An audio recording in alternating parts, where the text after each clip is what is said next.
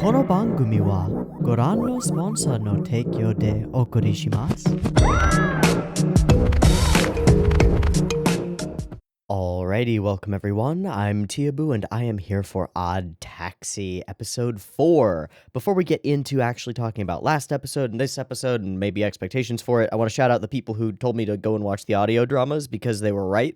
And I was kind of just like, I don't know, you know, sometimes when people tell you to go do something, you're kind of like, I don't want to, there's more stuff to do, whatever.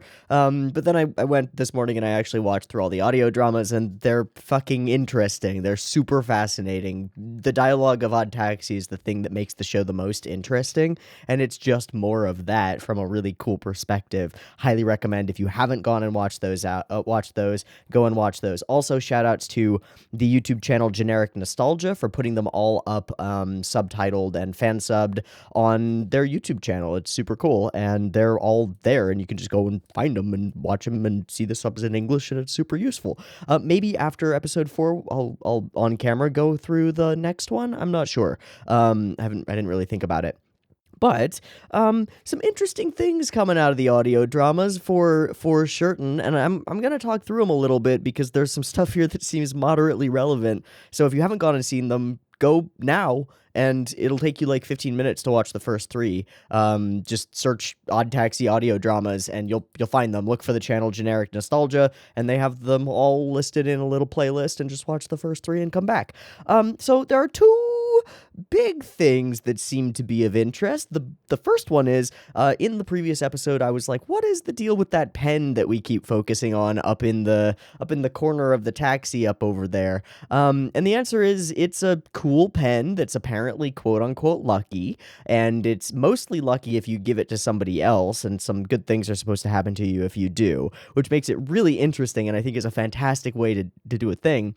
But more importantly than that, the pen is a bug, and the pen has a microphone in it, and the pen has a microphone in it. Now, who actually set the microphone pen up, and whether they're doing some kind of weird, like, social experiment to see what kind of shit that they can get recorded on this pen thing, I have no idea. But the audio dramas are from the perspective of someone using a receiver to, apparently they were like listening into concerts that they couldn't go to live, but they ended up tapping into the bug of this weird pen thing and finding the frequency for it, and are then recording the little snippets that they can get, which are illuminating snippets of the lives of certain characters in Odd Taxi. The first one, Goriki has the pen and is using it in the office, and Orokawa is there talking to him. There isn't anything super like enthralling or ultra interesting about their conversation.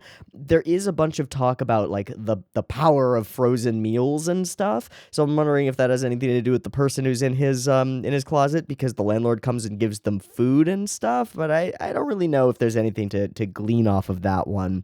The second one, however, the pen is in possession of one of the 3 idol girls, and the 3 idol girls sit around, and first off, 2 of the idol girls really don't get along with the front girl, the main girl. They really, they expect her to come in and berate them for not being good enough, and that's not what ends up happening in the little audio drama episode, but it is an illuminating look at the way that they view each other, and they play a little game where they basically write 2 truths and a lie on scraps of paper, and I think they all write them on each one on separate pieces of paper, so there's no way to be like, all 3 of these are one person's 2 truths and a lie.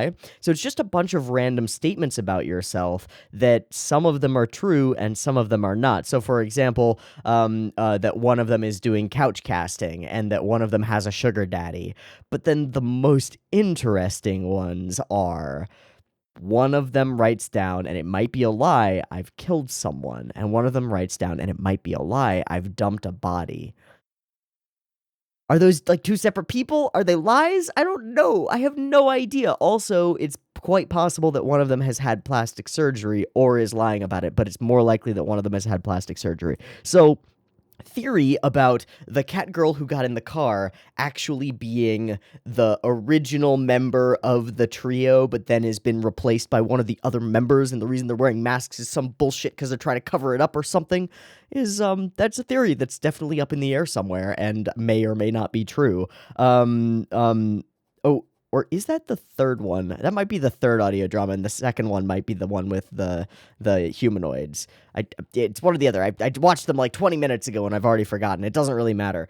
The other thing that matters maybe is that the pen, as far as I know, is now in the possession of, so the humanoids one was last, and I didn't find anything super immediately enthralling about it, but the pen is going to be in possession of the kid who is an idol stan who is looking to try to buy a lottery ticket, and he apparently works the same part-time job as one of the members of humanoids.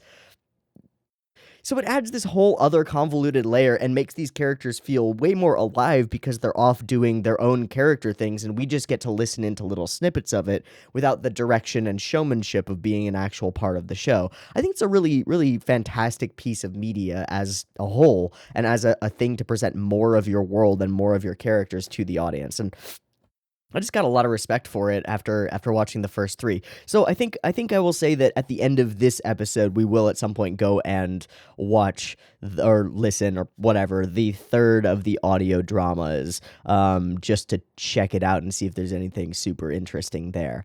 Now, on to talking about last week's episode. Last week's episode had a theme that was a little bit more difficult to understand, but shoutouts to a couple people in my Discord who sort of broke it down because the Japanese title of the episode gives a little bit more of an understanding of the meaning of the episode and what was going on with a lot of the characters than otherwise. The whole thing about like borrowed plumes comes from like a Japanese idiom that effectively means like putting on airs or pretending to be more than you are, or trying to give like a good impression that isn't necessarily a true impression. And that seemed to be what we were looking at with these characters, but it also had some like relevance to some of the like coolness that underlies all that stuff and being more comfortable with oneself, which is kind of some of the stuff that we saw out of not Kakihana. Is it Shirakawa? Is the alpaca? Yeah, Miho Shirakawa. I thought so. I just didn't want to say it wrong and mess it up. And her willingness to kind of go out there and do the capoeira dance moves and stuff, and it was a fun episode. The end of the episode, however, leads into the next episode pretty directly because Kakihana went on a date with the girl from the idol group, and then some Yakuza gangstery dudes started following them, and I wonder what that's all about, because I don't know what that's all about. Also, in the previous episode, all the conversation with Dobu happened, the conversation with the cops happened, a whole bunch of things just kind of happened, and we set up this other character, the spiky boy Yano, who is at odds with Dobu, and we don't really know who's telling the truth or being eviler than evil, but Dobu views Yano as kind of an upstart piece of shit who will go to any ends to do what he wants, and is not a self-respecting gangster with morals, you know, like he has, because his thing is all about making sure that people keep their promises and pay up to the family. God, last week's episode of Odd Taxi was interesting. All three of the audio dramas that I've seen so far have been really interesting, and I have no reason to expect that the next episode of Odd Taxi, which we're about to watch, is going to be anything but utterly fascinating. So let's go ahead and watch it. I downloaded the Subs Please version this time. I don't know why, I just felt like doing that. Some people have been commenting back and forth about whether the other subs are good or whatever. They've been fine. I think that the Subs Please subs for the first episode were also fine. I'm going to try this one and see if what some people said about it having like slightly more naturalistic dialogue makes any sense to me and whether it feels good. But mostly we're here just using the subs as a method of getting to this story, because this story is really interesting, and I'm really intrigued by how it's being laid out in front of us and where it is going to go from here. So let's go ahead and watch Odd Taxi episode 4, and we'll table all the commentary until the end. Though not really, because I'm going to be commentarying through the whole thing. Okay, whatever. Let's watch Odd Taxi episode 4. I've got Odd Taxi episode 4 up and ready to go. It's at 0 seconds. There will be 2 versions of this reaction. Picture-in-picture version with the video up there, available in the description. Timer version up on YouTube. Early access down on Patreon down there. And I think that's about it. Let's get going. If you want to sync up your own copy with the timer-based version, you are welcome to do so. Just get your copy ready, because the beep beep timer to count you down will be coming at you right now.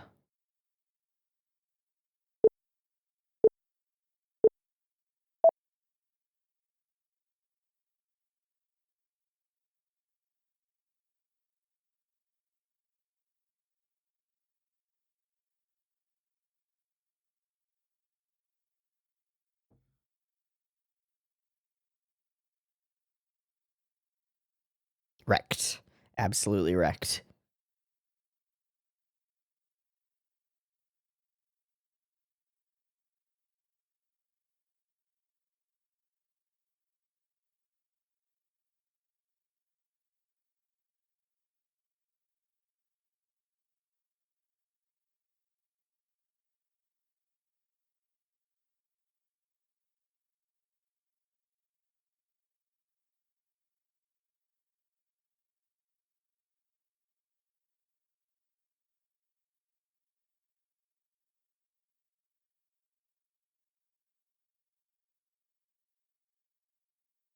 Oh, that was her doing a kata.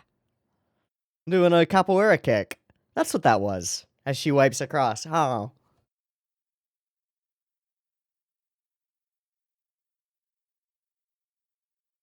I'm uncertain who that character is. But I think we're meeting them today. Or no, we saw that we ran past them and they were on like a gacha getting like a thing. A golden dodo or something. Weird. Ooh, that's a city. And it's daytime. Tanaka's Revolution. Oh, there's that character. Oh.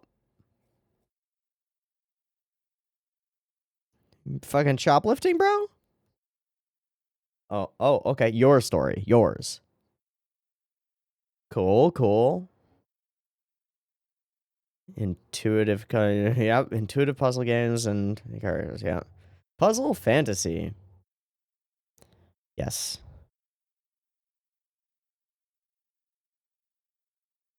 Yeah.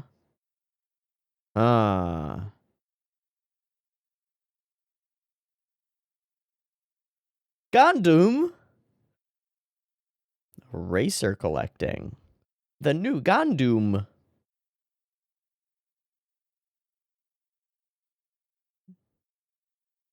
Hmm.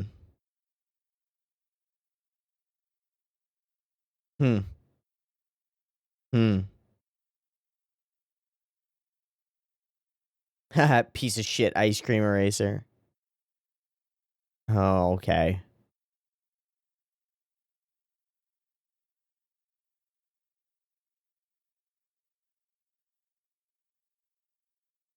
They didn't give a fuck.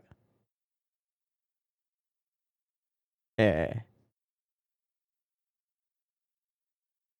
But if you had nothing, you competed.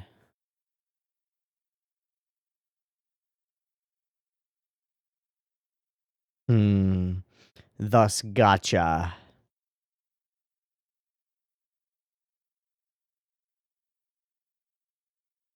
And you were losing.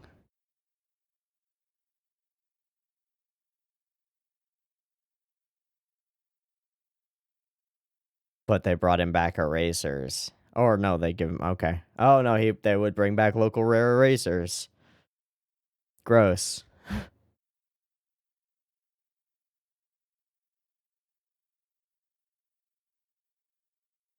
Hehehehe. The blue dodo.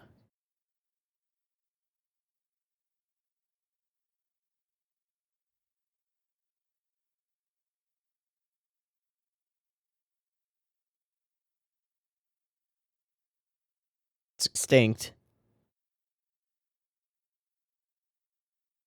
Bad move. Oh.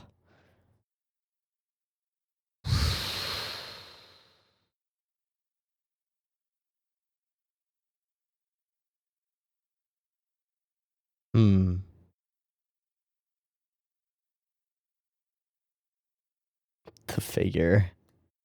Hello, Maru. So birds are just birds, but animals are people? Where are all the bird people? Alright, doesn't matter. Of course. Grrr.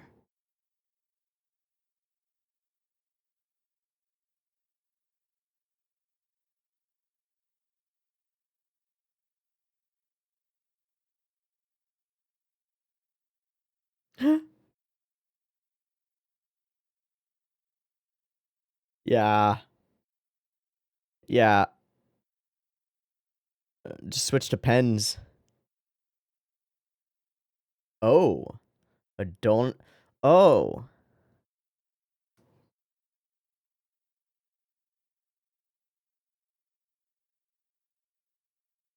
Started buying.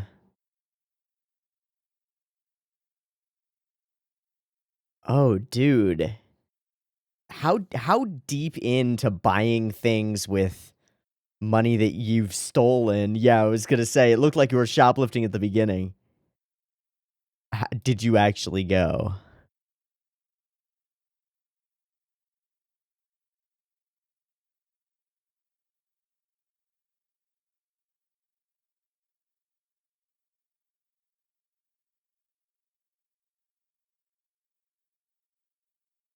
Heh heh heh heh.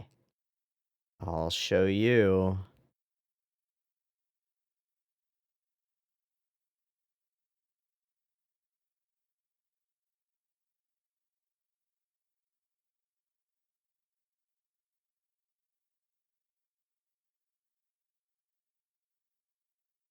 Oh boy.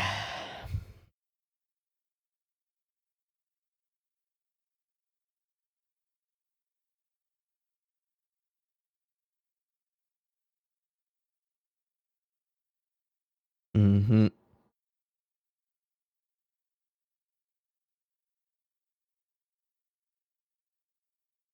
Wow. But the bird knows. The bird knows. Holy shit, is he gonna kill the bird? No! Who was it? Was it the boy? Is the boyo doing the same fucking thing? He's gonna come to school. He's gonna win it and come to school with the Donraku eraser. Oh my god.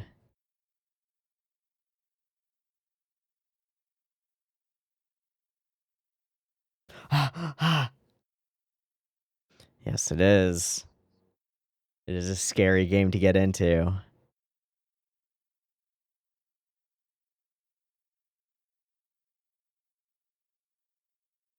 No! You gotta snipe it. You gotta snipe it.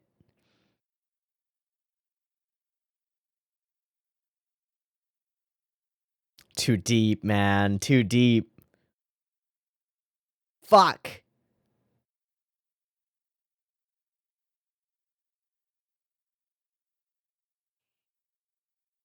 Oh, great shot.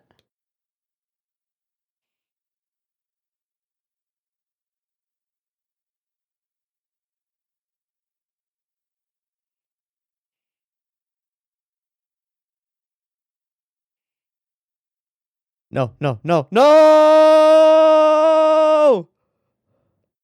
He won't! He won't! You're gonna win it and spend all that money! Your hardworking father! And an RGB keyboard. No! Dude, that's locked. That's locked in.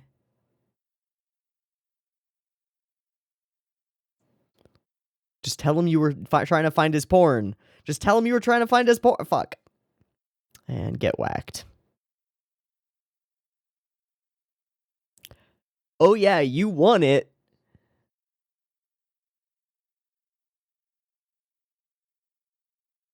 And the eraser fad dies also. Maybe, I don't know.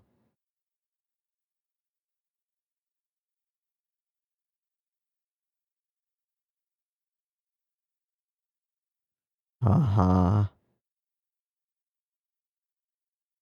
Well, and the other guy.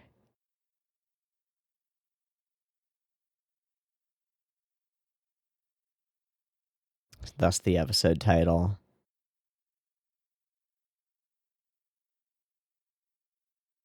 100,000 yen?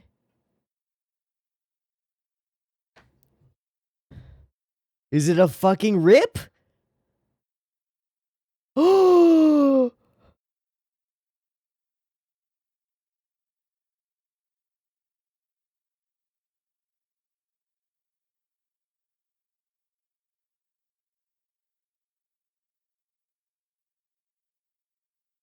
I'm looking up 100,000 yen.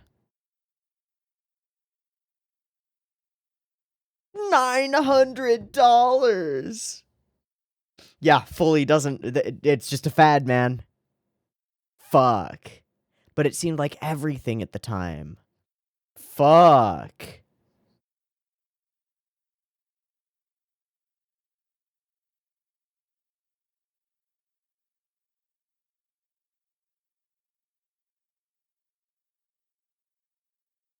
You, buddy. You.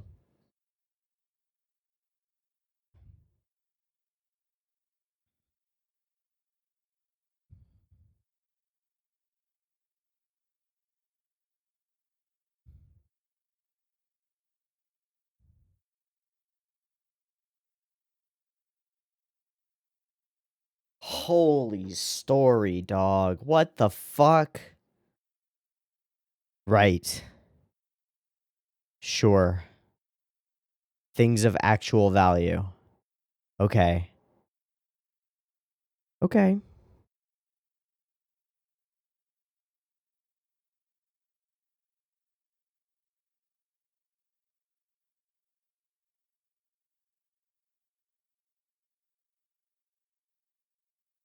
And it's a gotcha for the animals. As much as you could for free. Still got the bird. I love that line so much.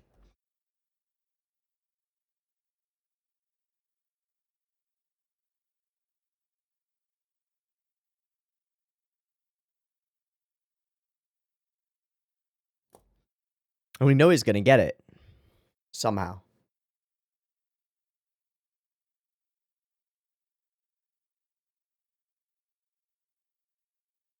This track is awesome. Intrusive almost.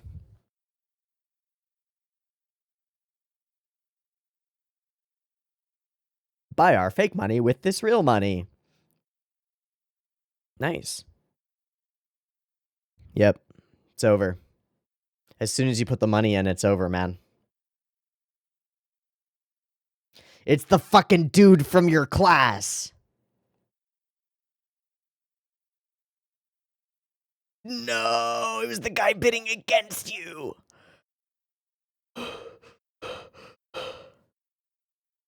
Oh no, right, it was the seller. Well, you didn't really care about the eraser. 100% it's the same person.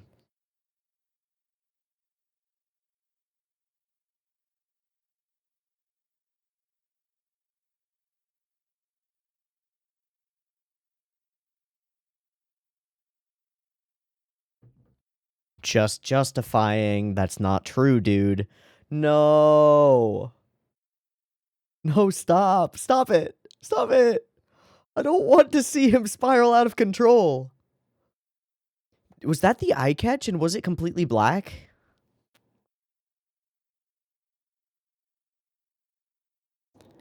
Uh-huh, yeah, how's your job going?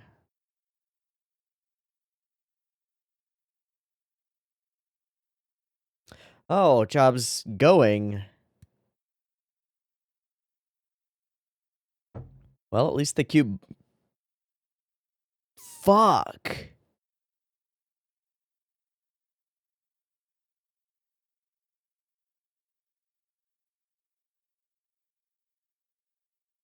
Like a drug hit. And he's not.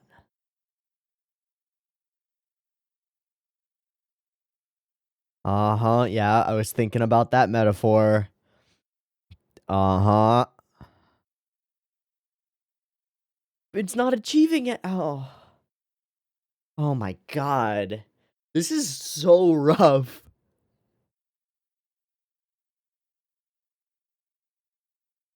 Yeah. Probably worth, yeah. Worth nothing.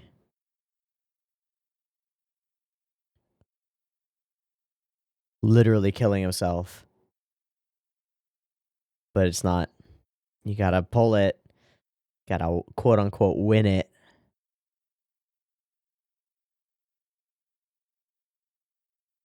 No, it's about a company's product that is designed to addict you.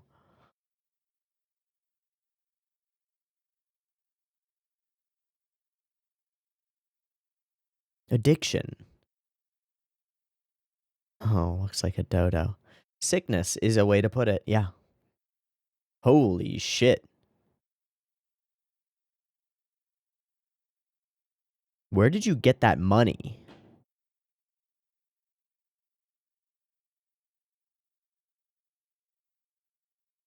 Wow, that sounded like it was like a truck outside. That's crazy.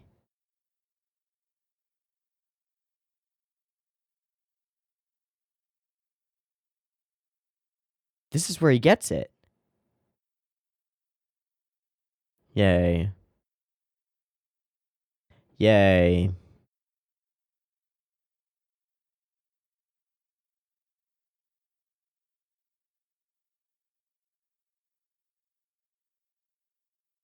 Holy shit, it's all over. I did it.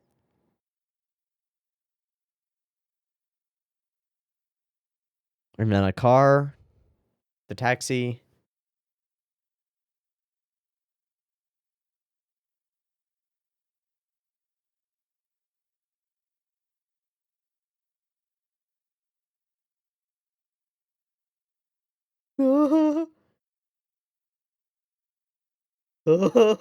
No!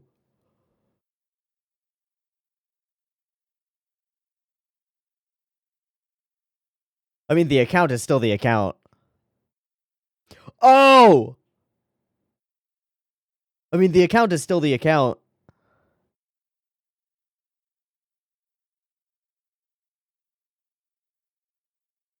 Tell me my dodo is still here. Okay.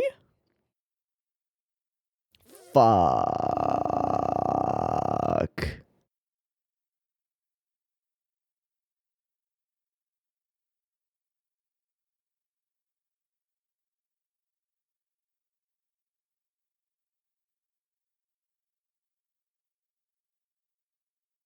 Tell me you don't have the willpower to try to do it again.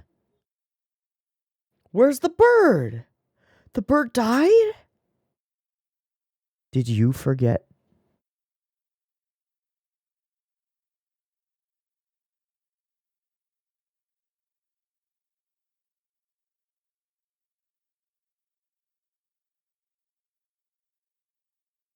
So that's the bag he was carrying.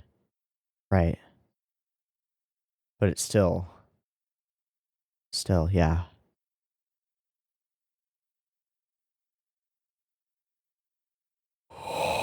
Oh, you gotta dig that deeper, dude.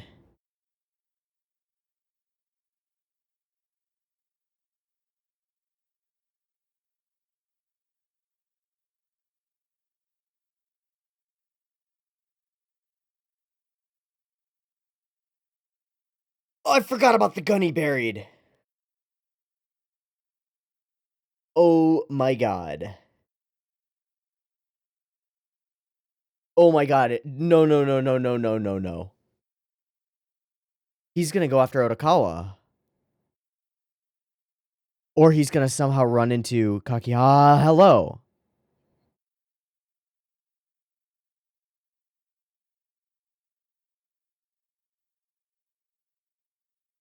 Oh, just to let you have your day. Bye. See ya. Have a...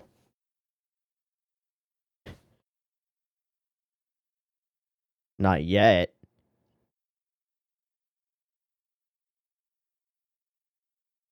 Right, because of his accent.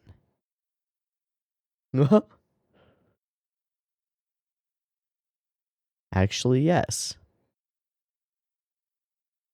Was that the taxi? No. Intol, Toshibu, Penny, Sonic. Yeah.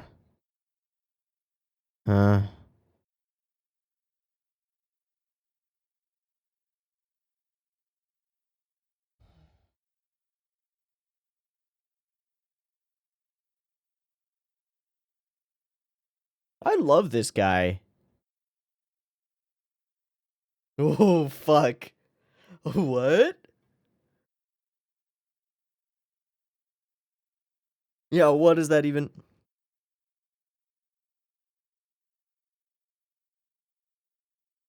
Oh yeah, you're on different roads. Many people do. Oh, this is too fucking relatable, dude.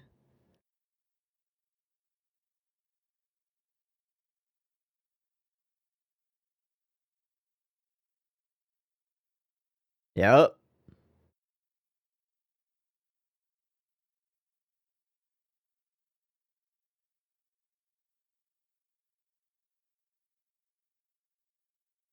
What next?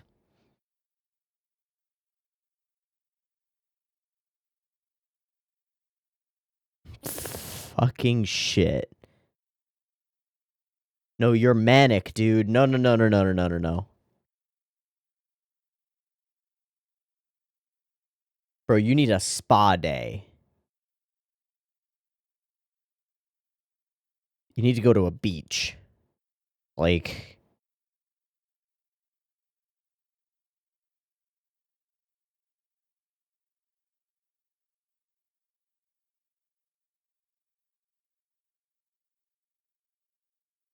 No wonder you're fucking manic. So you're searching for the one taxi.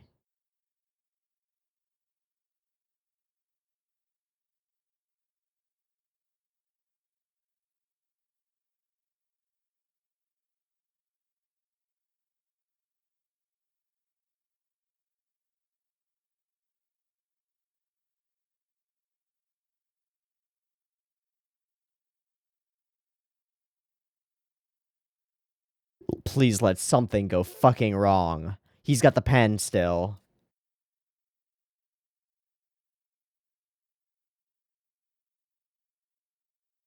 It's gone. Good. Good. Oh, Jesus. That's a cut to... Fuck!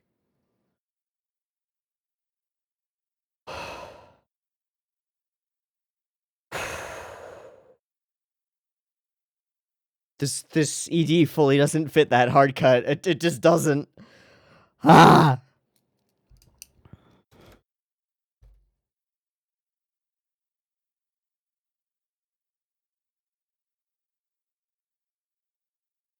Whoever wrote this episode has grappled with addiction. Like, it's so fucking clear.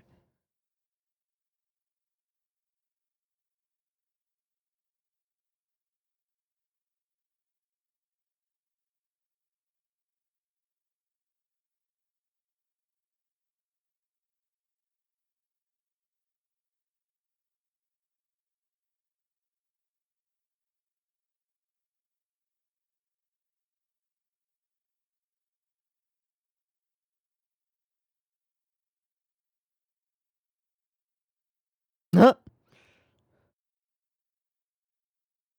Wait.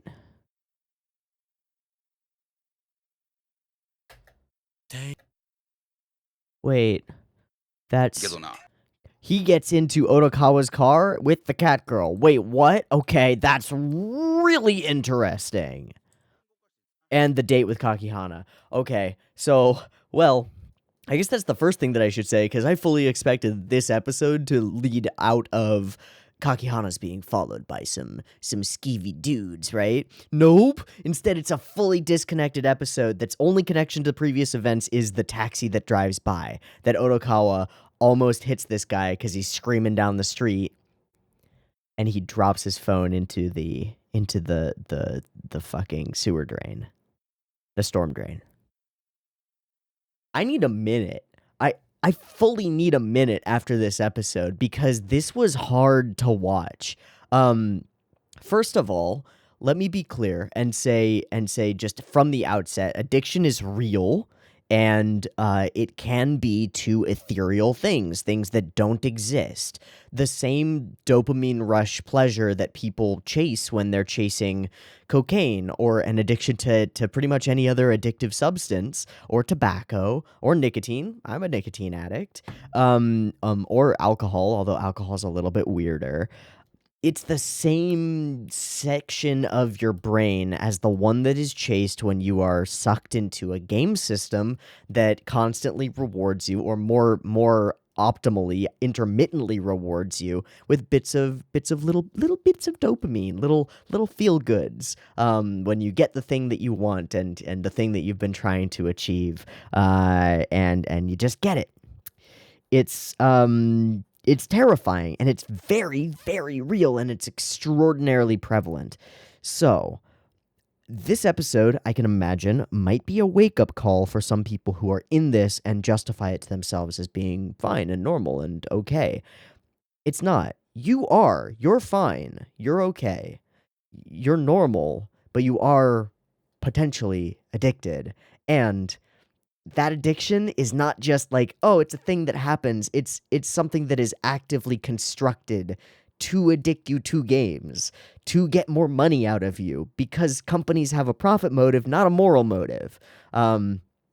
Corporations, especially big game corporations, I've forgotten some of the names, but let's just go big boys and say Tencent, right? Tencent as a company has no obligation to be a morally superior industry. When you go to Tencent's webpage, they'll talk about like, spreading stuff and creating connections between people. It's all bullshit. It's all rhetoric. The only motivation that any corporation has is profit and money. And so if they can manipulate their users in order to get them to give them more money, they're going to do it every time.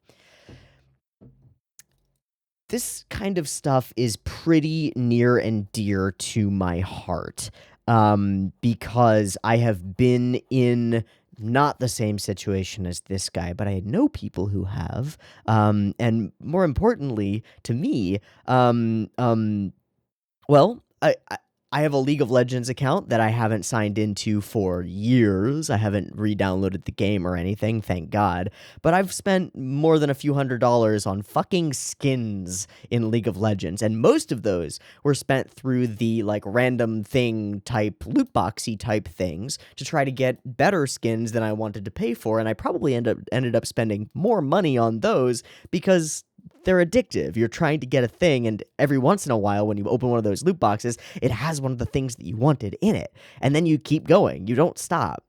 But the other thing is that I worked in Silicon Valley as a programmer for startups, for startup companies, and part of what I started to find out as I was looking into the like how to structure our products, our websites, our pages, our social media experiences the same way that bigger companies do because what they're doing works, I started to understand the rewards system that's the like backbone of Facebook, Instagram, Twitter. These are products that have an extreme value to them, and that value is the ability to spread and share information. I think that's awesome and fantastically valuable. But they also have a more insidious side, and that's the reward system that backs them up, which we see very frequently in the character in this show who is obsessed with going viral and getting that dopamine hit of like, people respect me for what I said, even if what I said was false or not real or whatever, right?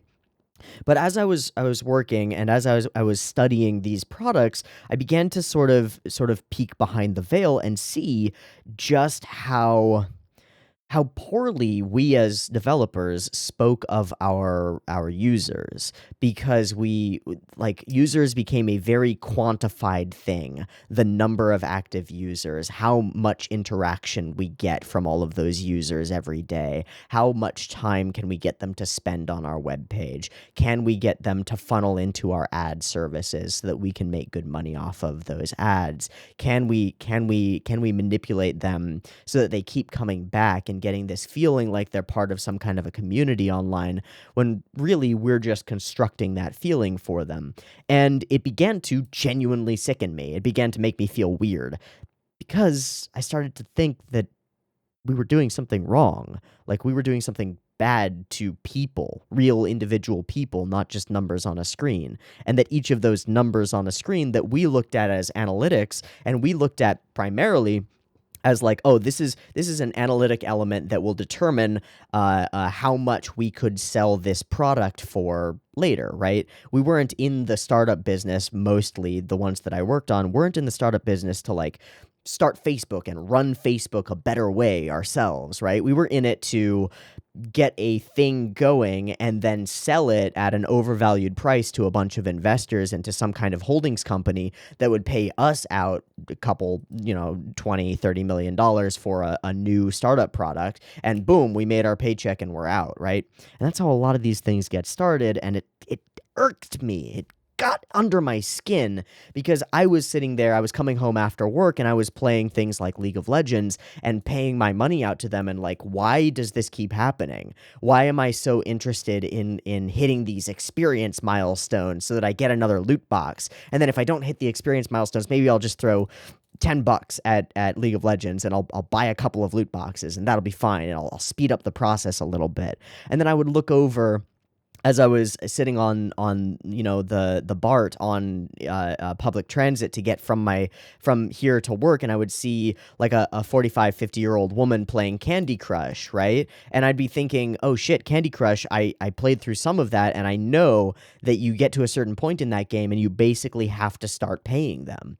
And you can't even go to the next level sometimes without waiting 24 hours or some bullshit, but you can pay $1 to make that 24 hours go away, and then you can go on to the next level, and you can pay another $1 or $2 and get a couple of special items that help you get through that level, right?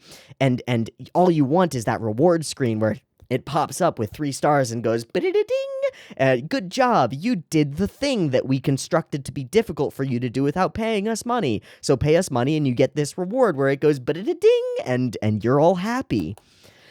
I think that this episode nails a whole bunch about the psychology of the individual who gets wrapped up in those systems. And it hurts for me. Ow, that also hurt. I just jammed the tip of my pen into my thumb and it feels fine. It hurts for me to watch this. It's rough.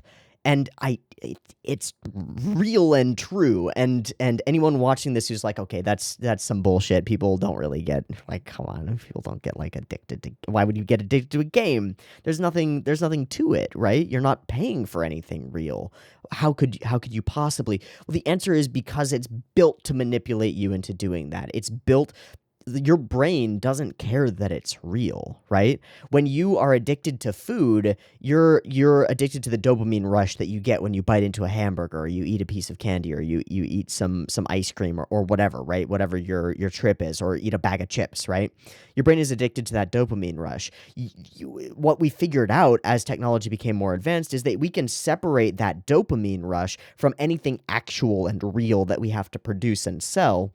And instead, we can continuously sell nothing to you, and your brain eats it right up because your brain thinks, I did a good, right? As long as you're convinced that you did a good and you got something out of it, it's gonna do it. I have a channel on my Discord called Gotcha Hell because people were constantly talking about gotcha games in my Discord, and I didn't want to see any of it, so I put them in their own channel, and they can talk in there and have as much fun as they want talking about gotcha. And I muted it because I don't want to see it. I don't want to hear about it, because I can easily get addicted to those things. All the fucking time I can get addicted to them. It's bad for me. My roommate, who I go to the gym with, has a 1.5-year-old kid, and about a year ago, he and his wife separated. Primarily, now they had all sorts of their own problems, but primarily, the primary reason was because he was spending money on fucking gotcha games, on like RPGs, JRPGs translated to English, where he could spend the money and get cool characters and stuff, and absolutely destroyed him, fully and literally destroyed him, tore his relationship apart. That's fucking scary. This is real shit that really happens. And, his mom does not understand how that can happen. His wife does not understand how, or his ex-wife now does not understand how that could happen. It doesn't compute. It's like, how can you do this? We have a kid who we have to be spending that money on, right? Like, we got to pay for daycare, we got to pay for rent, we got to pay for all of these important things. But the brain doesn't necessarily work that way. We don't necessarily act in our own best interest all the time. We follow what we want, and what we want isn't always rational.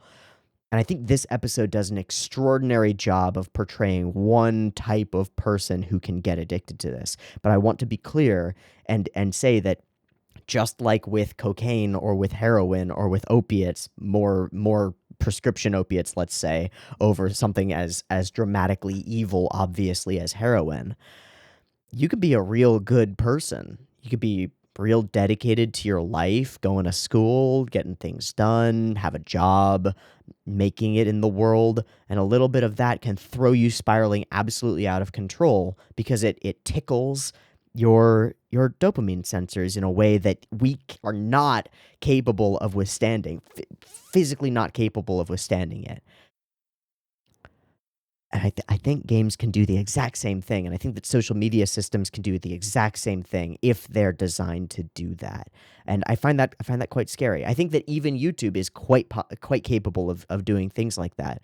Although I think that there's a little bit more of an interesting thing with YouTube because it's got this kind of clear separation between the audience and the creator side of things. But still, there are some things about YouTube that irk me, that rub me the wrong way. But I think that like the likes system and comments system on YouTube is a little bit more okay-ish. And it also allows for the creation of much longer form content, which I think is very good. But Twitter can be very addictive, getting that dopamine hit from a bunch of people retweeting and liking your stuff. Instagram can be hugely that, getting a dopamine hit from people retweeting and liking your stuff or whatevering on Instagram. I don't fully don't use Instagram, so whatever. My favorite part of this episode is at 11:55. My absolute favorite thing. My rank was awful, but I was happy when I gained guests, and when I acquired a rare animal, my brain tingled dangerously. I absolutely adore this line because it's exactly what it is. It's a tingly feeling of goodness and warmth. That's dopamine, baby. It's your brain saying, you did good. It's the same thing that evolutionarily was our feeling when you go out into the woods and you spend all day searching in the woods for food that you're having a hard time finding, and you finally find some fucking berries and you put some berries in your mouth because you're starving. Your brain goes, ding-ling-ling. Oh, you did good. You done good there, human. Do that more. Find more of those. We need those, right?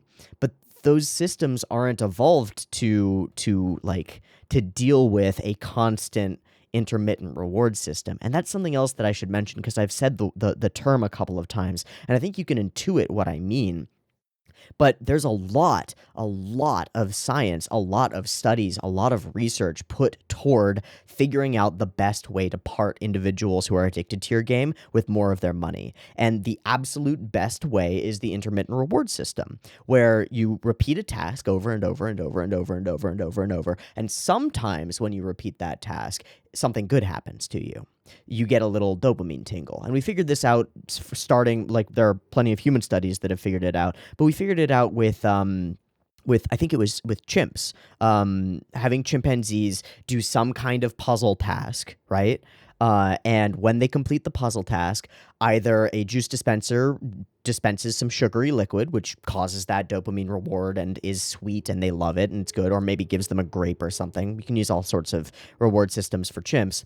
Sometimes it does and sometimes it doesn't. And what they found was that chimps, when they would do the thing and always get the reward, would do the thing, get the reward, and when they were hungry again, they would do the thing, get the reward, right? It's consistent. It always happens. But the chimps who were given intermittent rewards would do the thing and do the thing and do the thing and finally get a reward and be like, yes. And they would go back to doing the thing over and over and over and over and over and over and over until they get a reward again. And they wouldn't stop, because something about that system, something about giving you a reward every once in a while, where the same task sometimes leads to a good result and sometimes doesn't, and sometimes it leads to a great result, a bunch more juice, a different flavor juice, whatever, works way better at making the individual perform the task over and over and over and over and over and over. Makes them want it more. And that scares me. It scares me how good we are getting, or how good companies are getting, or how good programmers are getting at creating systems that reward people in such a way that it addicts them to that feeling and to doing the process of the game in order to get the reward. It's quite spooky. I love the first half of this episode and hate it. I hate it and I love it. But I love the first half of this episode. I love the in media res setup here, and then the whole thing with the puzzle games and explaining it, and then jumping back to his childhood to sort of drive this home in a way that fits. For me, it was Pokemon cards. 100%. It was Pokemon cards. And I didn't even have like that many friends who traded Pokemon cards and were into them. But I would do anything to get my allowance and bike like a mile south of me from where my home was and go into a little game store and buy packs of Pokemon cards so that I could take those Pokemon cards home and open them up and see what was in each pack. And the last card in the pack is going to be some kind of rare, right? Hoping that I get something cool. And in my mind, I was convincing myself, like, maybe I'll get something super rare and it'll be worth a lot of money and I'll be able to pay back, get back all the money that I made. But really, I just started filling up binders and binders full of Pokemon cards. And I wasn't really aware of why I cared about them so much, why I wanted them so much. They were just kind of cool to me, right? And unlike this character, there was no competitive element. There wasn't some kid who was my rival in Pokemon card collecting and had all the cool Charizards and shit. It just wasn't how it was. And I wasn't that deep into it. And eventually I fell off of it because I just kind of didn't care anymore. And those Pokemon cards are fucking somewhere. I've been looking for them for a while and I don't know where they went. I tried to find them before I moved out of my dad's place and I couldn't find them. So they're fucking somewhere lost to the ether, which sucks. But there are, a few $100 worth of Pokemon cards, some of them pretty nice, sitting in a binder somewhere that I haven't seen in a decade, like just haven't seen them in forever. But that innocent collection of Pokemon cards, again, is like collectible card games are the first start, right? They're the first step.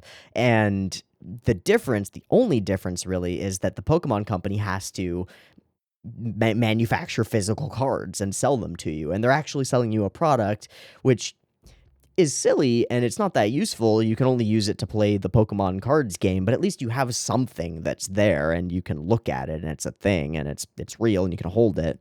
But the difference between that and having a Pokemon game, right? Where the equivalent idea would be like, there's a Pokemon game, but you have to pay for Pokeballs, right? You can run around and you can find Pokemon, but you have to pay for Pokeballs if you want to catch them. And only sometimes will you actually be able to catch them with those Pokeballs. Well, kids are going to buy tons of fucking Pokeballs and go around catching all the Pokemon, right? And it would be the same idea, kind of, sort of, kind of. Or I guess it would be more like you pay per encounter or something like that.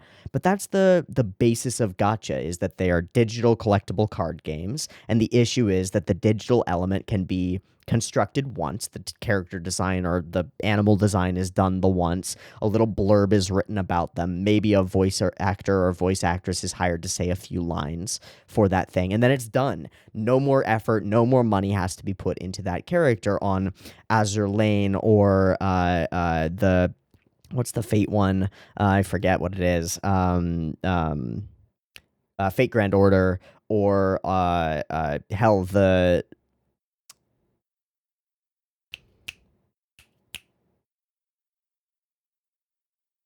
Symphogear whatever the Symphogear game is, or any of those other collectible gacha games. And of course, the joke that's so easy and so quick to the lowest hanging fruit is, haha, it's a gacha game, they gotcha, but it's fully fucking true. It's real. It's real. I think this episode does a really good job of grounding it in the youth and the childishness of this character. Like we watch it and we see this guy go down this weird pathway.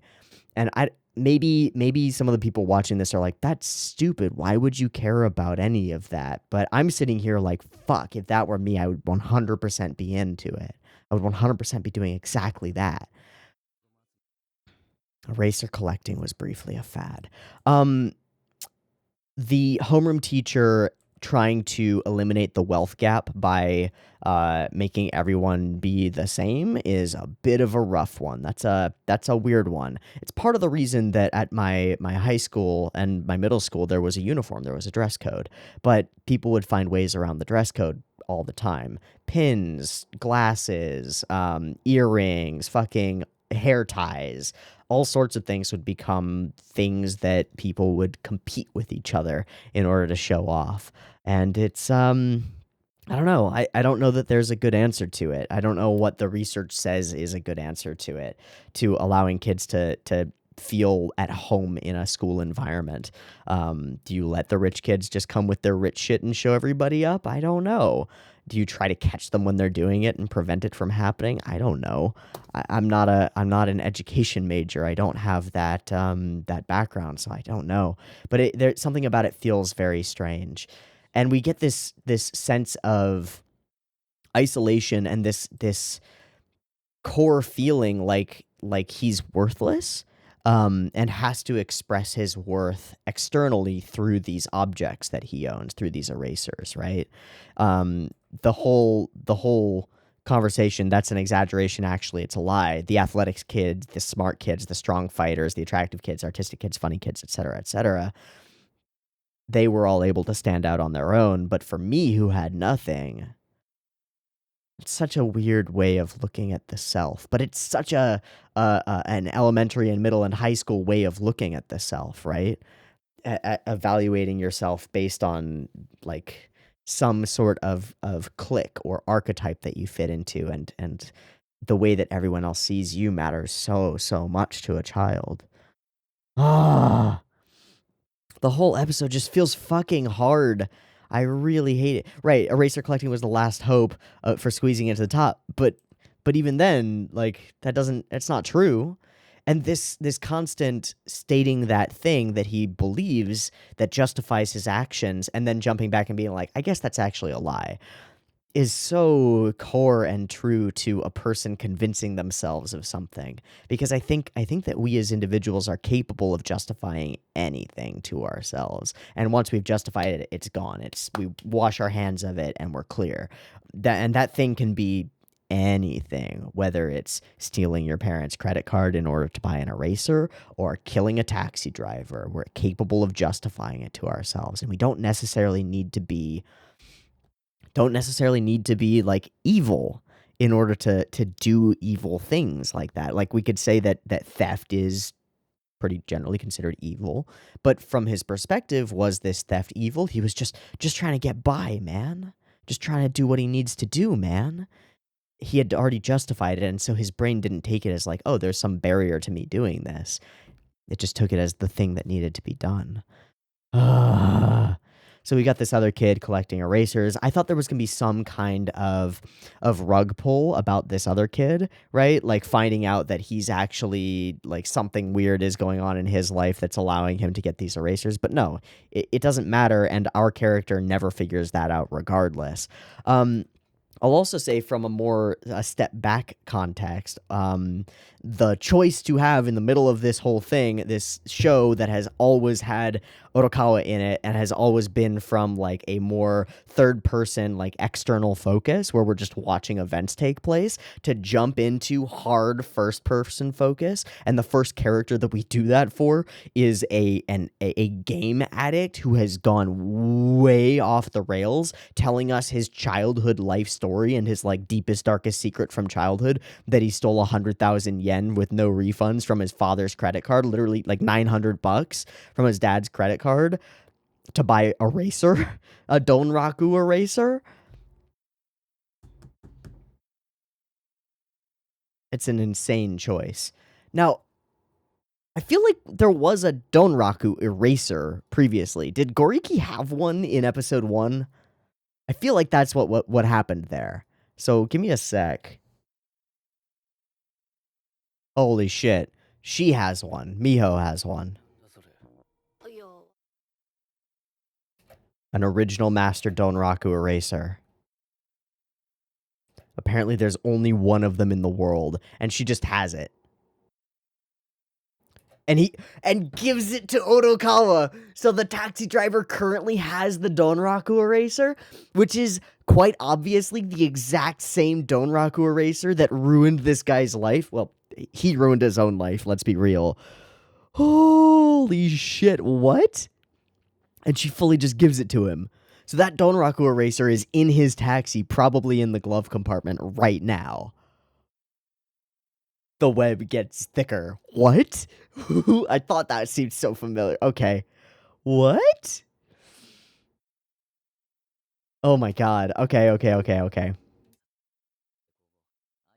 So then we have this, the darkness, the stealing the credit card, finding the Donraku eraser, trying to get it. And it's not like he even has a connection to Rakugo or Donraku or any of that shit. 0 bids. Bid immediate. I wonder if it got misdelivered and got delivered to fucking Miho instead or something. That's insane. Super hacker. Right, and the bird. I love the setup of the bird. It's clear that this is one of the only things in his life that he actually kind of cares about is having this bird. And that the bird dies on the same day is like a huge part of what sends him spiraling. I mean, I know the feel, man. When my pup died, I went fully spiraling out of control. And that, I mean, it led me to a much better place because I spiraled out of control and put myself back together. And I think that's an important process. But I understand that it can have that kind of an effect, especially when it comes right on the heels of something else like this. Then the bidding war. Oh, they did such a good job creating this feeling of well, that kind of despair, and then the need to overcome that despair by trying to win. Oh. And then gets socked by his brother, puts in an extra 0. Fool. And doesn't get anything out of it. It just doesn't come. Once staged a resolution, his twisted backlash, Tanaka's revolution. And he waits, and it doesn't appear. No refunds, no returns. And it was all for naught anyway. All the kids forget about it. Nobody cares. They all are playing games. And his father uncontrollably beats the shit out of him because he stole $900. Like, yeah. I mean, I don't think that, obviously, I'm not a fan of parents hitting a child, but yeah, that's a good way to enrage a human being or animal, whatever the fuck you are. Yeah, steal some money from your parent who's trying to provide for you. Great idea. Real good. Don't do that. Do not do that. But it happens all the time. It happens all the time. Stealing money to pay for gacha games. Kids stealing their parents' credit cards to buy things online. Or more often than not, to buy CSGO gun skins online, right? Buy Steam credits or whatever. Happens all the fucking time. Because there's a rat race going on between them and their friends. And they get wrapped up into it and feel genuinely like they have to one up. Otherwise, they're out of their friend group or whatever. Or they're not going to be respected or whatever. Oh, it hurts. Oh, it hurts. I also really loved the morphs, the animation morphs, these guys, between all of the elements of this. Really, it was hard to watch this sequence because he's going through this crisis, trying to figure out where to lay blame, and he keeps coming back to this idea that it's just himself. When the truth is, yes, it is yourself, but it's also so many other things, right? And this is like with my roommate, like. This is a conversation that I had with him multiple times, which is like, yeah, it is your fault that you paid this money to these companies and to these games. You're not getting anything out of it. It is your fault for doing it. But it's also like you got conned, like you got tricked, like there's an intent to do this to you. That like this company is actively trying to get that result and to get as much from you as possible. And that's not necessarily what's going on with the erasers, but it is 100% what's going on with Zuden and the other games like it. Ugh, the seller, the bidder. And I love these morphs. I think they're really fun. And when I say that, I mean the actual morphing between shapes through each of these are really cool. For a whole episode that's put into his mind, watching this character whose mind we are in the like position of, it's really interesting. So we see him working, and his desk is clean and his world is okay, and he's doing his work and stuff. And then he encountered a certain game, ᵒᵗᵃ. Like Clash of Clans, or I guess not Animal Crossing, because Animal Crossing is a base game that you actually like pay for as a base game. But Farmville, right? God, how many moms, Facebook moms, and kids, and dads, and other people have spent much money on Farmville? Tons. It's very legitimately real. My brain tingled dangerously. And he wants that dodo, and something about it resonates with him, with his story as a child and the eraser that he had. And he puts a little bit of money in, and immediately the line after that, when he gets his first gacha and it comes up, ding-a-ling-a-ling. I think I had already lost all restraint by this point, and I think it's true. Because at that moment, he's justified it to himself. Oh, this is worth my money. This hit of something random comes at me, and maybe it's good and maybe it doesn't matter, is worth me paying for. It's over. It's over. In that instant, it's just over. And then he finds out that it's Ditch 11, and all these things pile up and pile up and pile up.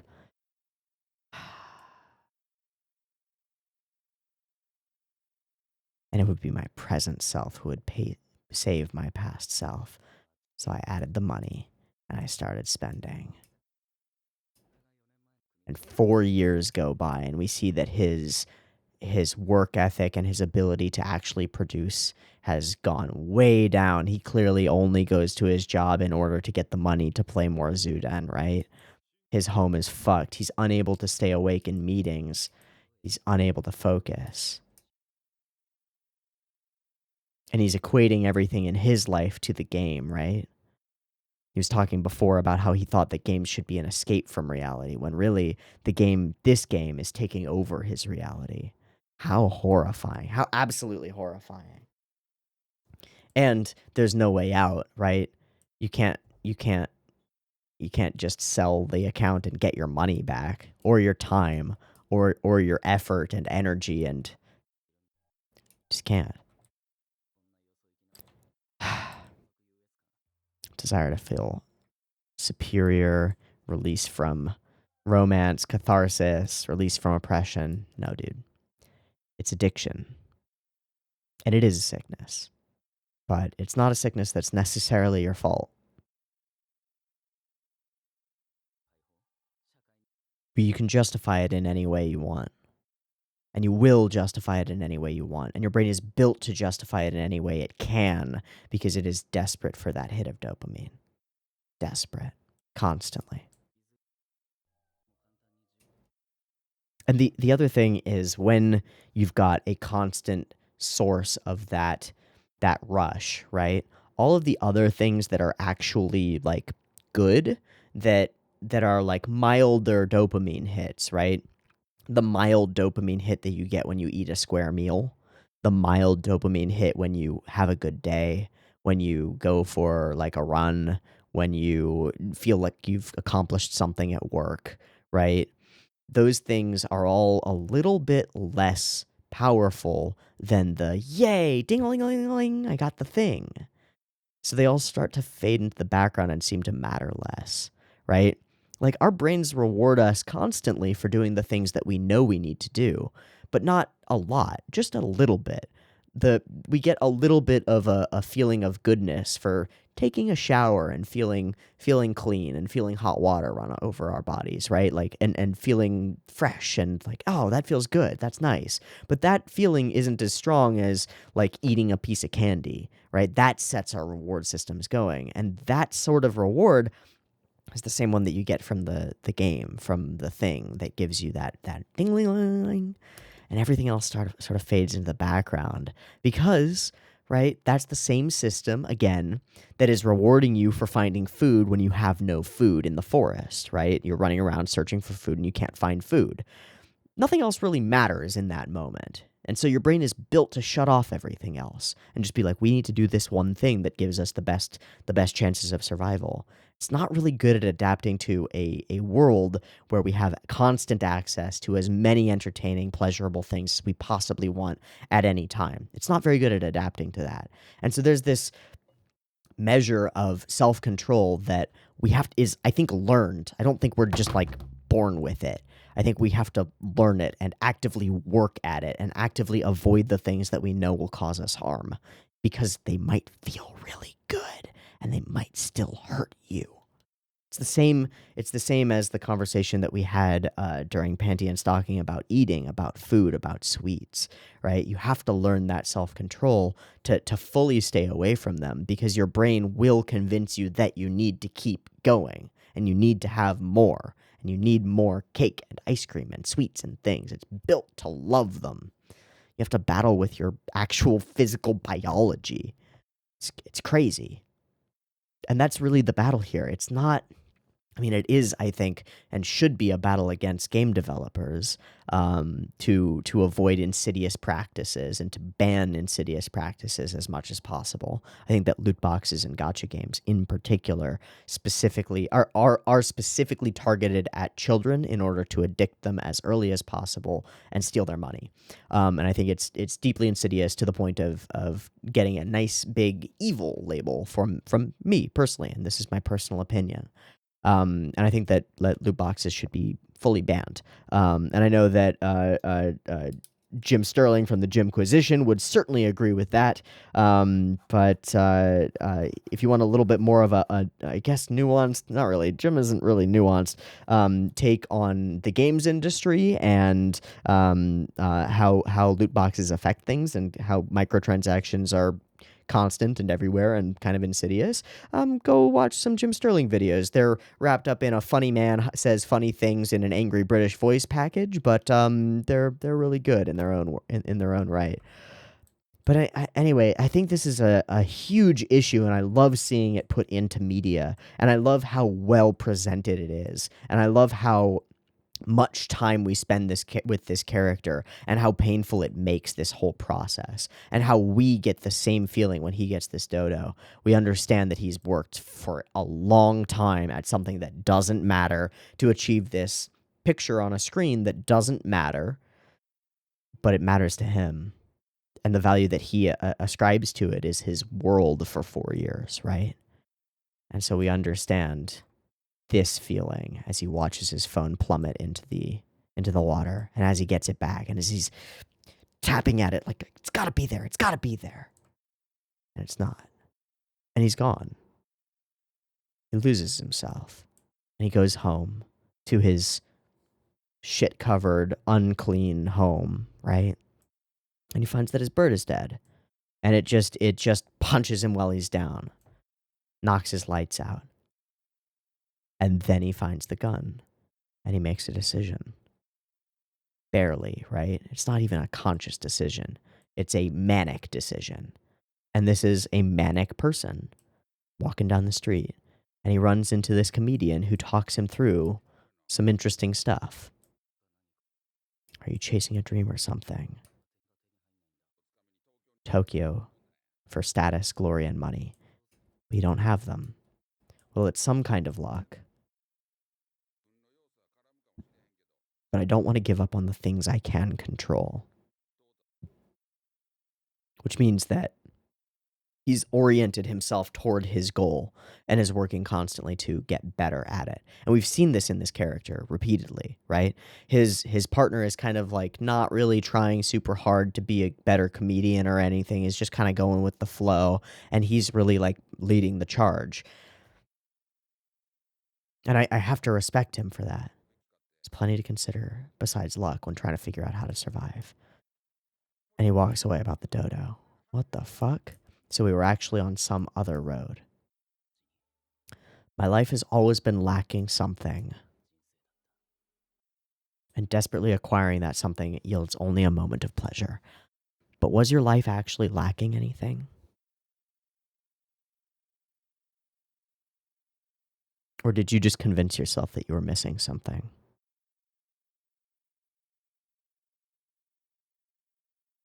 I think it's the latter. I think it's always the latter.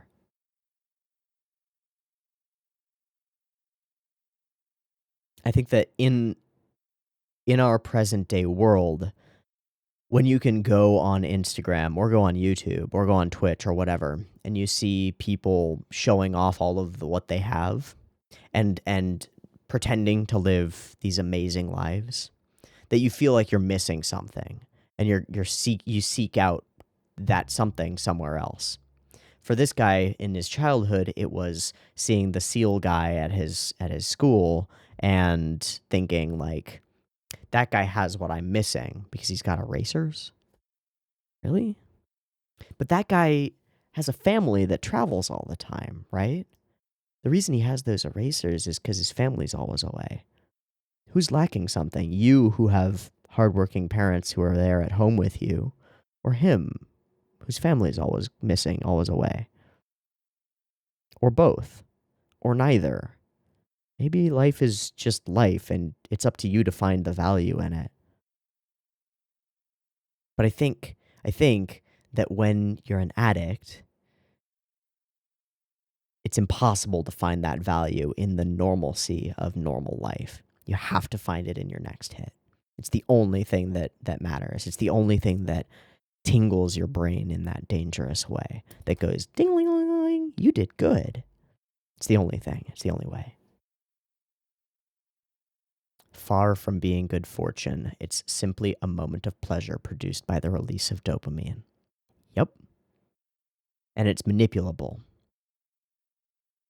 It's not just out there in the world. Gacha games don't just spring up and be an addictive thing. They're constructed carefully with research behind them to make them as good at their job as possible.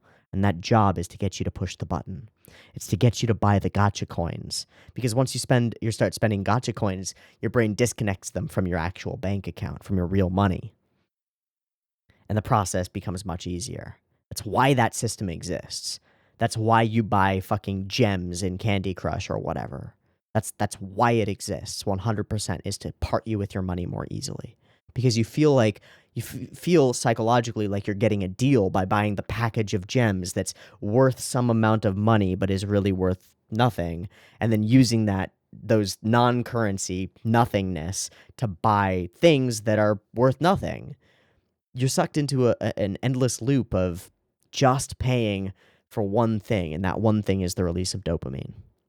I think you'd genuinely be better off with an addiction to prescription opioids.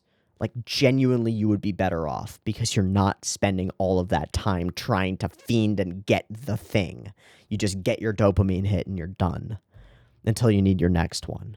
Not to say that I recommend prescription opioids for somebody who has an addictive personality and is currently addicted to video games. Backpedal slightly, not recommending that.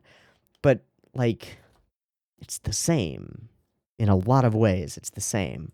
Probably cost less, too. But then there's the other thing, and it's the same as the prescription opioids or non-prescription. It's the same thing as any addiction. And at least when you find and eat some sugary food, you feel okay for a little bit until you crash. But when you get the thing you've been searching for in a gacha game, what did you get out of that? Now, in some of them, you get a cool fighter who can fight on your team and get you further in the game, maybe. But it's like, what was all this for? And that little dump at the end is what cycles you into seeking your next hit. Well, I'm down. I gotta find more. It's the same as the guy in the forest finding the food. Well, you ate those berries. Now you're gonna starve again. Go find more food. Our brains are really built for that, right? You got to keep going. Got to convince yourself.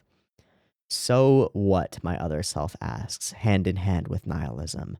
None of it was worth anything. And more importantly, nothing outside of it is worth anything, because nothing outside of it gives me that same feeling. Fuck. I didn't expect this to be a deep dive psychological, like fucking study case on addiction and stuff. I didn't expect this from this episode of Odd Taxi. Odd Taxi, why? Odd Taxi, please. Please no. And now I'm experiencing being alive, right? Because there's nothing else, right? And so he's going to seek the impulse to attack, to find the taxi. And he finds him. And he chases him. And he just goes right over the way. And he's fully freaked out. If we ever run into this character, if Otokawa ever runs into him and he has a weapon on him, he's going to try to kill Otokawa. Absolutely terrifying episode. What the actual fuck? Man, what the actual fuck? To jump from everything that Odd Taxi has been into this solely first person, deeply in the mind of this character, through his whole childhood and his mistakes and desires and real fucking human, the lightest of darknesses, right? The most justifiable of evils, all the way through his present day, and demonstrate in a believable way how an ordinary game developer could turn into someone who, with the blink of an eye, could pull a trigger. And I genuinely believe he will shoot Otokawa after 3 days sleep deprived, that he will pull that trigger and murder a man for almost hitting him with his car when he was standing in the middle of the road, right? Like, Otokawa did nothing wrong here. Maybe he drove a little fast, but this guy was standing in the middle of the road going, ah. Rationality out the window. Doesn't matter. You don't need rationality. Not when you need a dopamine hit. This one fucks with me. This is a fucky episode, and I love it.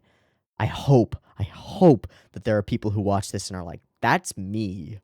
That's terrifying. Delete, uninstall. Because I think that's the only way.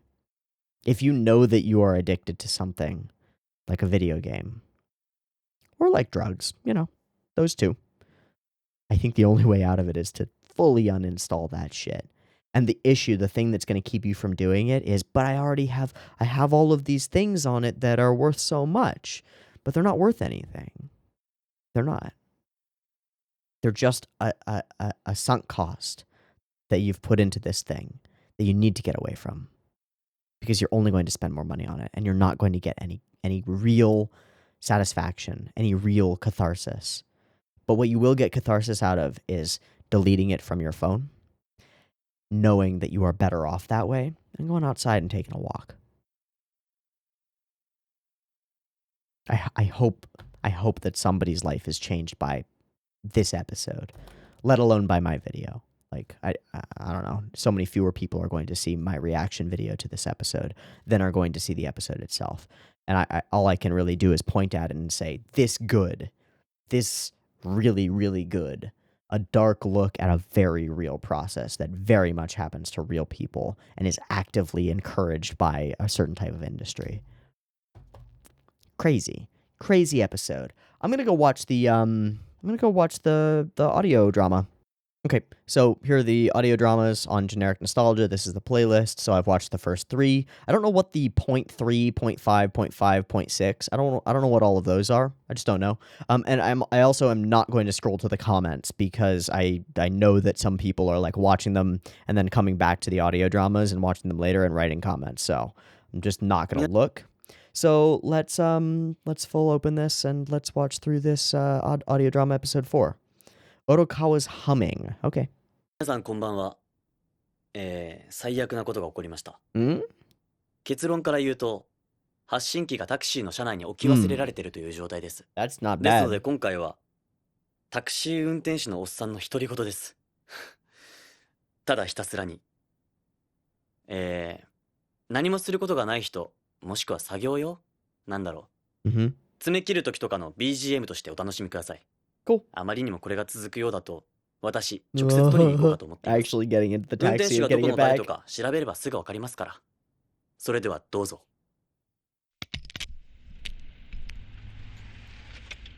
六本木。めっちゃ空いてんな、今日。今日も働いたな。お、牛丼食べたい。昨日魚だったからな。昨日はブリの焼いた。すげえ。前のナンバー6666だ。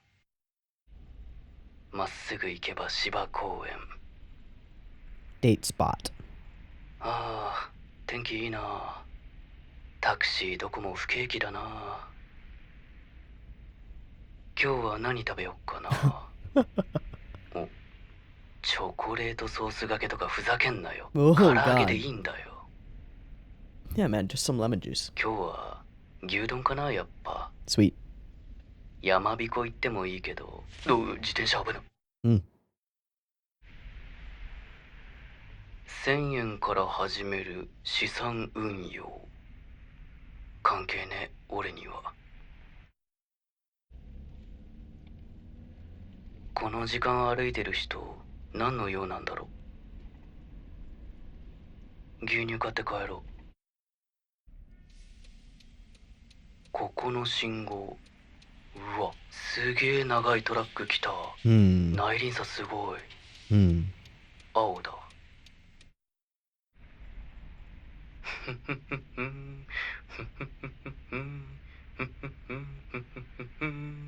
Is that a mystery kiss song? I don't know. I don't think so. I think he's just making it up. あなたと二人弁当持って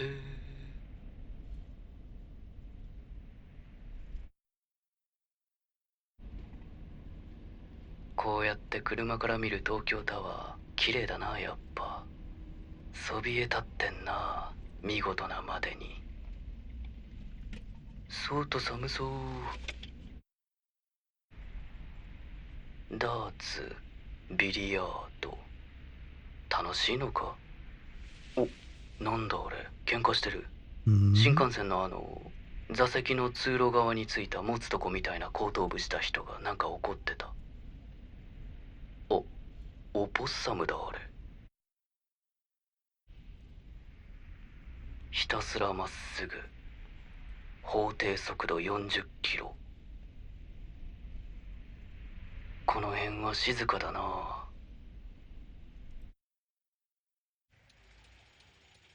工事ばっかり。 Okay. おっと青だ。でかっ、東京タワー。信号があってよかったな。信号がなかったら走りっぱなしだもんな。何より信号がなかったら危ないしな。 That's probably why there's a traffic light. うねった道もまっすぐ行きます。青だ。ここを道なりに行くと東京タワーのふもと。 I'm waiting for a こ bomb to こで右 drop. 折。右折。ジョギングしてるおばあちゃんめっちゃ元気だな。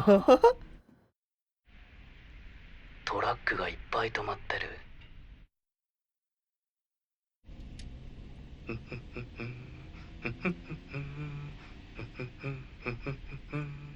普段の辻まで。 Huh. あなたと二人弁当持って。 That's fully it. That's fully the whole thing. What? Okay, what's the thing with the seatbelts? Or the seat knobs? 東京タワーまで。新幹線。 Handhold knobs they have at the top of Shinkansen seats. I'm going to look that up. Ah, so there are these little bumps on the seats like these, I assume. I don't know which character that is though. And I only see it in some of the pictures. But or these little knobs which are like little like they're curved. Weird. Okay, cool. All right. I don't have any major understanding of any of that. I guess, I mean, I wrote down the license plate 6666, just wondering if that's going to be something interesting. I assume that we could go through and identify probably the character that looks like the Shinkansen head thing. It might be the other member of their duo, the giraffe guy, but I don't really know. Or maybe it's him. I don't really know. And then I'm not sure what sort of like creature this is supposed to be and whether he's the opossum. I don't think he's the opossum that he was referencing. So I just don't know. Ah, that was a weird one just because it's solely Otokawa inside the taxi talking to himself. Weird audio drama. I don't know if there's anything super Easter eggy or super hidden there. Doesn't feel super related to this episode, so I don't fucking know, man. As a wrap for the day, I think this episode is dark and kind of hard to watch and hits a little bit close to home for me personally. I also think it's an excellent deep dive into a single character, and just demonstrates from another angle that the writer of this show has got some serious talent, to construct a character like this one that is so very real and so, like, from my knowledge of real people, is so very true. Makes me think that either this author probably has wrestled with addiction themselves, or very much knows people who have, or is just extraordinary at not only researching and understanding human psychology, but also writing it and creating characters that exhibit specific traits and specific ways of thinking. But it makes me, the internal view and the accuracy of the feeling makes me think that this author has fully experienced some of what he wrote about in this episode, and that's absolutely amazing, and scary. And I think this episode should feel scary, and it is. And I think it does a fantastic job. I'm going to wrap there. I've been Teeaboo. I'm going to see you next week for the next episode of Odd Taxi. Please feel free, if you have any experiences with anything similar to what this character goes through in this episode, please feel absolutely free and welcome to express those things in the comments. And if you've got any information or studies or research or knowledge or anything to share, I would love to see it. Please, please, please. I think it's actually genuinely important. Yeah, I think that's it. I will see you next week for more Odd Taxi. Great. Peace.